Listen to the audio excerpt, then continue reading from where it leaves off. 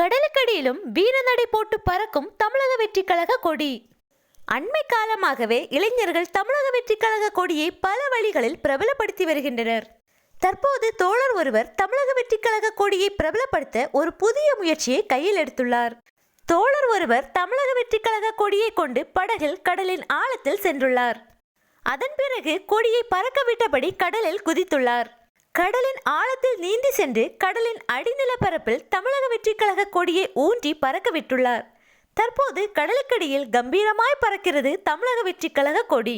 இந்த வீடியோவானது தற்போது இணையத்தில் வைரலாகி வருகிறது. இதேபோன்று பல வழிகளில் தமிழக வெற்றிக் கழக கொடியை இளைஞர்கள் பிரபலப்படுத்தி கொண்டுதான் இருக்கின்றனர்.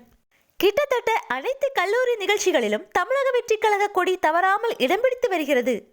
அதேபோன்று கோவில் திருவிழாக்களிலும் தமிழக வெற்றிக் கழக கொடியை பறக்கவிட்டு நேர்த்திக்கடன் செய்து வருகின்றனர்.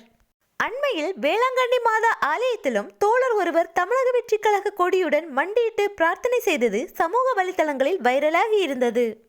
தீப்பெட்டியிலும் தமிழக வெற்றிக் கழக கொடி அச்சிடப்பட்டு பிரபலப்படுத்தப்பட்டிருந்தது. ஹெலிகாப்டரிலும் தமிழக வெற்றிக் கழக கொடி பறக்கவிடப்பட்டிருந்தது.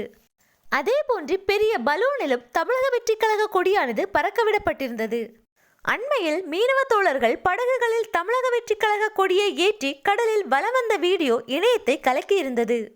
இதையெல்லாம் மிஞ்சும் வகையில் தற்போது தோழர் ஒருவர் தமிழக வெற்றிக் கழக கொடியை கடலுக்கடியில் பறக்க விட்டுள்ளார்.